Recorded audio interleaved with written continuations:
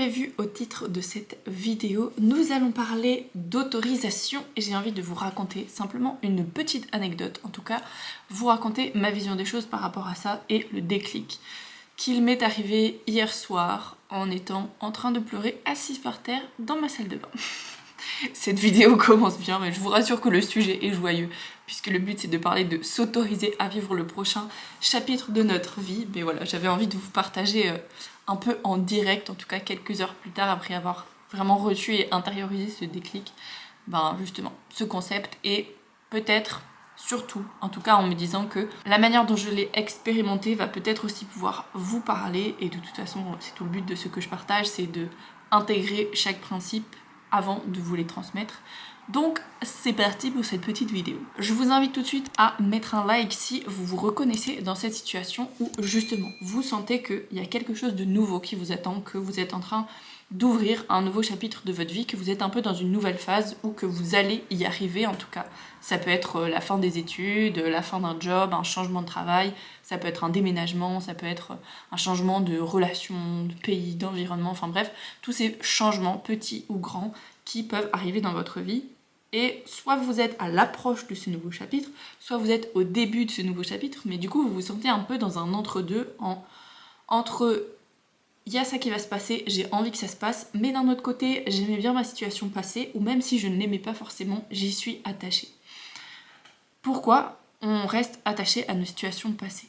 Parce qu'en fait, notre identité est basée sur nos comportements, est basée sur la répétition de nos actions, est basée sur la répétition de nos habitudes, de nos croyances, et de, en fait, tout ce qui se passe dans notre mental et de tout ce qu'on a l'habitude de faire dans notre quotidien. Donc, notre identité, ton identité actuelle, elle est basée à partir de tout ce que tu as vécu. Donc, quand tu t'apprêtes à vivre quelque chose de nouveau, il y a une partie de ton identité qui change, puisque tu vas avoir de nouvelles habitudes peut-être, en tout cas avoir de nouvelles relations, avoir un nouveau travail, être dans des lieux différents, des conceptions des choses peut-être différentes, et donc forcément une partie de ton identité va être amenée à évoluer, va être amenée à se modifier.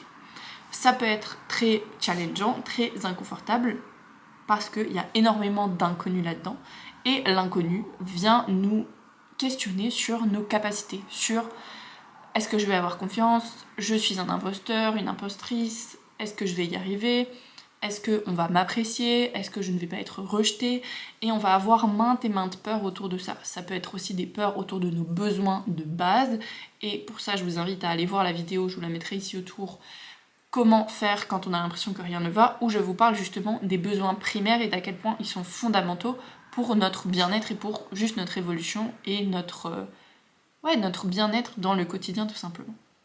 Donc la déstabilisation peut aussi se trouver au niveau de ces besoins de base, les besoins de sécurité, besoins financiers, besoins affectifs, besoins d'être reconnu, d'accomplissement, d'estime, etc.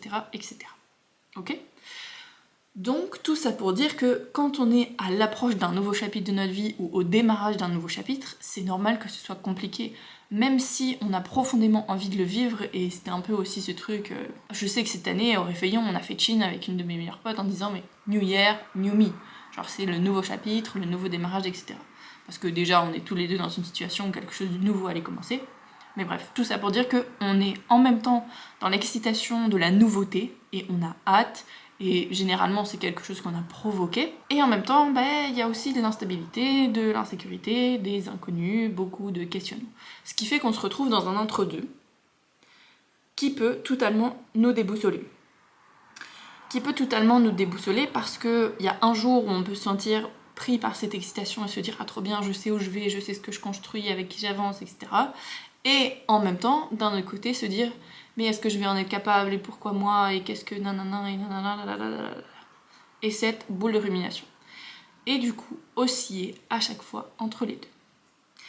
Si je vous partage tout ça, c'est parce que c'est exactement ce que j'ai ressenti, en tout cas tout ce que j'ai conscientisé hier soir, et tout ce que je ressens finalement depuis début janvier, là où le nouveau chapitre s'est ouvert. Le nouveau chapitre s'est ouvert de mon côté au niveau professionnel, je vous en ai déjà parlé maintes et maintes fois, donc allez voir dans les autres vidéos, ou sinon posez-moi vos questions en commentaire, mais en gros, le nouveau chapitre professionnel s'ouvre au mois de janvier. Donc j'oscille et je m'en rendais pas compte avant, et du coup ça c'est intéressant de vraiment avoir mis les mots dessus maintenant et de observer ce qui s'est passé depuis le mois de janvier et de remarquer qu'en fait, ah mais oui en fait c'était normal si j'ai eu des gros moments de doute, de questionnement, d'insécurité justement, et en même temps des moments de vraiment confiance solide aussi, parce que je suis juste dans l'entre-deux. Vous voyez, c'est le moment où la page se tourne et où parfois ça fait des petits accros en fonction des spirales qui sont dans le carnet. Enfin bref, je vous passe les métaphores douteuses. Tout ça pour dire que c'est super intéressant de pouvoir observer. Déjà, dites-moi si ça fait écho chez vous cette situation un peu d'entre-deux. Mais pour en revenir au titre de cette vidéo, de s'autoriser à vivre ce nouveau chapitre, j'ai l'impression, encore une fois, je n'ai pas la science infuse, je vous transmets à partir de mes compétences, de mes connaissances et aussi beaucoup de mes expériences, donc prenez ce que vous avez à prendre. J'ai l'impression en tout cas que ces sensations d'inconnu diminuent et que le nouveau chapitre, on entre vraiment dedans quand on accepte que c'est un nouveau chapitre et que du coup, il y a justement des parts de notre identité passée qui vont être amenées à évoluer. Ça veut pas dire qu'on n'est plus fidèle à nous-mêmes, ça veut pas dire qu'on n'est plus authentique, qu'on n'est plus respectable pour qui on est, que tout le monde va nous abandonner et ne plus nous aimer et blablabla. Ça veut juste dire que on est à même maintenant, puisque ce nouveau chapitre se présente à nous, que peut-être on a provoqué le fait d'être dans ce nouveau chapitre, peut-être que c'est nous qui avons pris des décisions pour se retrouver là-dedans. Ça veut dire que ce nouveau chapitre s'impose à nous parce qu'on est capable de le vivre et parce que il est temps d'aller découvrir ces autres parts de nous qui en fait sont déjà là depuis longtemps mais qui sont simplement pas encore découvertes. Parce que j'aime beaucoup cette philosophie, ce principe de se dire que en fait tout est déjà en nous. Pas pour rien que la version 1 de mon podcast s'appelait La force est en toi. Tout est déjà en nous, simplement plus on avance dans la vie, plus on explore qui on est. Un peu comme si, là j'ai vraiment l'image de j'explore la vie, et en même temps que j'explore la vie, j'explore la vie. Genre plus j'explore la vie dehors, plus j'expérimente, plus je fais des choses, des actions, je rencontre des gens, je mène des projets, etc. Plus en fait ça en apprend sur la vie qui coule à l'intérieur de moi, et donc qui je suis, mes capacités, mes compétences, mes forces, tout ce dont je suis capable, mes talents, mais voilà, tout ça. Tout ça pour dire, et où est-ce que je veux en venir, c'est que tant qu'en fait tout ça c'est pas intégré, le fait que si je veux que ce nouveau chapitre arrive vraiment, et que les doutes, l'inconnu baissent un petit peu, j'ai besoin de m'autoriser à le vivre. C'est-à-dire, j'ai besoin de reconnaître que, ok, en fait, cette situation, je la connais pas encore, mais j'ai envie de la vivre. Et j'accepte ça.